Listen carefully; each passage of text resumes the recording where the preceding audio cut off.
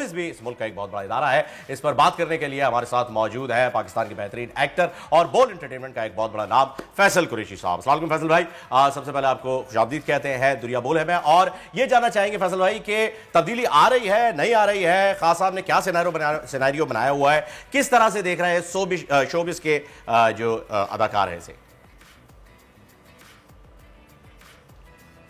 खैर ये तो अल्लाह बेहतर जानता है कि हुकूमत जारी है या नहीं जारी है, लेकिन शोबे सितारे हों या अवाम हो, हम बिल्कुल इस तरह से देखते हैं जैसे माँ बाप लड़ते रहते हैं और बच्चे बीच में खड़े होकर इधर उधर देखते रहते हैं कि हमारा फैसला कब होगा।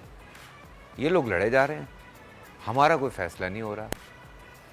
सो हम अवाम की तरह बीच में लटके हुए, कभी ये इल्ज़ाम लगाते हैं, कभी वो इल्ज़ाम लगाते हैं, कभी उधर से धरना होता है, कभी यहाँ से धरना होता है। लेकिन अवाम के हक़ में फ़ैसला कब होगा? जब ऑपोजिशन में होते हैं तो सभी नारे लगाते हैं, लेकिन जब हुकूमत में आते हैं तो फिर ऑपोजिशन वाले नारे लगाते हैं। हम बिल्कुल उन बच्चों की तरह हैं जिनके माँ बाप आप लड़ते हैं। सो उन बच्चों का क्या फ्यूचर होता है आप समझ ये भी तो एक हकीकत है कि जिस तरह की तब्दीली की हमने, यानी कि आवाम ने पीटीआई से उम्मीद की थी, वो नताइज हमें नहीं मिले, सिर्फ मायूसी मिली, महंगाई बढ़ गई। आपको क्या लगता है इसकी वजह क्या है? पीटीआई आखिर क्यों अपने वादे पूरे नहीं कर पाई? वेल आई थिंक थोड़ा सा सच्ची बात करूं तो मुझे लगता है मैनेजमेंट में कहीं ना कहीं कुछ कमी रही। अदरवाइज़ बहुत सारी ऐसी चीज़ें हुई हैं पीटीआई की हुकूमत में। खैर अगर वैसे बात करें तो 2 साल तो कोविड ने पूरी दुनिया का बेड़ा गर्क किया है, इसमें तो कोई दूसरी राय नहीं है। सो वो 2 साल भी बीच में काउंट करने चाहिए। लेकिन अगर उसके अलावा हम बात करते हैं सिंध के अलावा दूसरे शहरों की, तो बहुत सारी ऐसी चीज़ें हो रही हैं जिसमें जैसे सेहत कार्ड एक बड़ी अच्छी अचीवमेंट है। उसके साथ साथ जो लोग ग्रॉसरी करते हैं और जो इतनी महंगी ग्रॉसरी नहीं कर पाते, उनके लिए एक सर्टेन डिस्काउंट है, बाकी सूबों में सिंध में नहीं है। और उसके साथ साथ शहर के हवाले से मैं बात करूं या चीज़ों के हवाले से बात करूं तो कुछ चीज़ें बेहतर हैं, लेकिन हाँ महंगाई हुई और इसमें कोई दूसरी राय नहीं है। बिजली महंगी हुई, गैस महंगी हुई, पेट्रोल महंगा हुआ है, डॉलर बहुत ऊपर चला गया है। लेकिन अगर हम फिर भी देखते हैं परसेंटेज, तो डॉलर उतना महंगा नहीं हुआ जितना इससे पिछली हुकूमत में हुआ था। बट अवाम को थोड़ा रिलीफ में था जो हम एक्सपेक्ट कर रहे थे।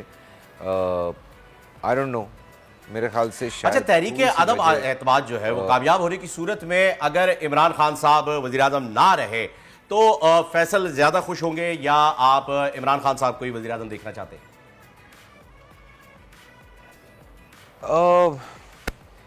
पता नहीं, मुझे तो अव्वल ये बात समझ में नहीं आ रही है। कुछ फिल्म्स याद आ जाती हैं जब मैं ये सारी चीज़ें देख रहा होता हूँ, तो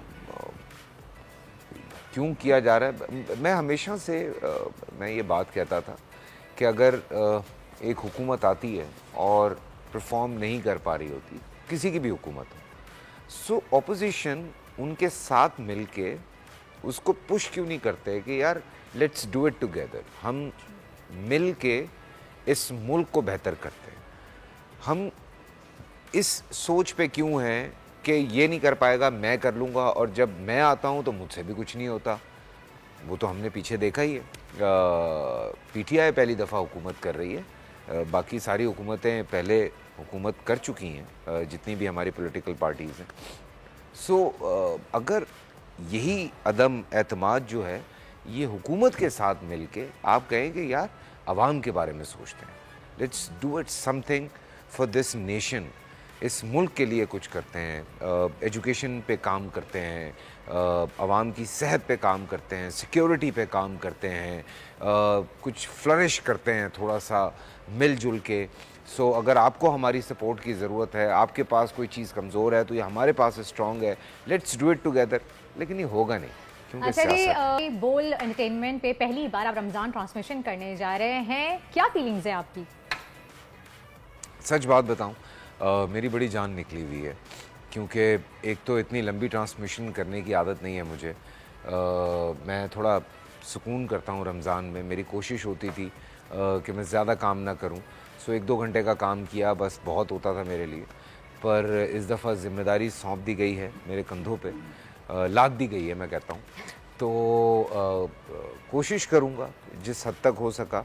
गलतियाँ भी होंगी, होती हैं हर इंसान से, लेकिन कोशिश करेंगे कि आपको एक अच्छी और बड़ी ट्रांसमिशन जो है वो दें।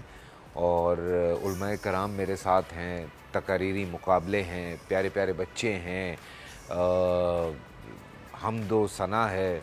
सो बात यह है कि एक अच्छा पुरनूर तरीके का शो करने की कोशिश है। Because last year I was doing a game show, I was not very happy. मैं इतना खुश नहीं था वो करते हुए, तो मैं भी इस कोशिश में था कि इस साल कुछ ऐसा ना करूं। तो मैनेजमेंट ने फ़ैसला किया कि इस साल मुझसे ट्रांसमिशन करवाई जाए। तो बस मेरे लिए दुआ कीजिएगा। और जी फैसल भाई, आपने पूरी डिटेल तो बता दी रमज़ान ट्रांसमिशन की। अगर मैं आपसे सवाल करूं कि रमज़ान ट्रांसमिशन में कुछ नया प्रोड्यूस करेंगे, सोसाइटी की बेहतरी और मजहबी हम आहंगी के लिए क्या होना चाहिए, आपकी राय में क्या चीज़ जो है वो बेहतर होगी, ज़रा ये भी शेयर कर लें। देखिए, मैं एक तो मेरी हमेशा से ये कोशिश रही, मैं जब भी मुझे बात करने का मौका मिला, जब भी मुझे ऐसा मौका मिला कि मैं कुछ कह पाऊँ, तो मैंने हमेशा यही बात की। रमज़ानों में मैं आप हम सब की कोशिश होती है कि हम कुरान पाक जो है वो ज़्यादा से ज़्यादा पढ़ते हैं, उसको बार बार पढ़ते हैं। क्या ही अच्छा हो कि इस रमज़ान हम उसको समझना शुरू करते हैं, उसको अपनी ज़बान में पढ़ें, उसको समझें, एक एक बात को अंडरस्टैंड करें, एक एक आयत को अंडरस्टैंड करें। शायद उससे हमारे माशरे में बहुत बेहतरी आएगी, शायद नहीं यकीनन बहुत बेहतरी आएगी। और ये एक ऐसी बात है जो कि दुनिया भर में जो मज़ाहिब हैं, उनकी जो भी किताबें हैं, वो इसीलिए उनकी ज़बान में लिखी जाती हैं ताकि वो एक्यूरेटली उस बात को समझ सकें कि उनका मज़हब क्या कहना चाह रहा है। सो अल्हम्दुलिल्लाह हम मुसलमान हैं, और जो कुछ हमारे पास है वो इस वक्त दुनिया इस्तेमाल कर रही है, और हम पता नहीं क्यों इतना दूर बैठ जाते हैं अपनी चीज़ों से ही जाके। सो अंडरस्टैंड करें, इस रमज़ान में समझें। मेरी ये कोशिश है कि जो सोशल इश्यूज़ हैं उन पे मैं बाकायदा तौर पे बात करेंगे हम, और उलमाए कराम यहाँ पे होंगे दीन की रोशनी में, कुरान पाक की रोशनी में। हमारे अंबिया कराम हैं, हमारे पैगंबर हैं, उन सब की जो ज़िंदगियाँ हैं उन सब को मद्देनज़र रखते हुए किस तरह से हम इस चीज़ को लेके चलेंगे। जी बहुत सब्सक्राइब करें और बेल दबाएं ताकि कोई खबर रह न जाए।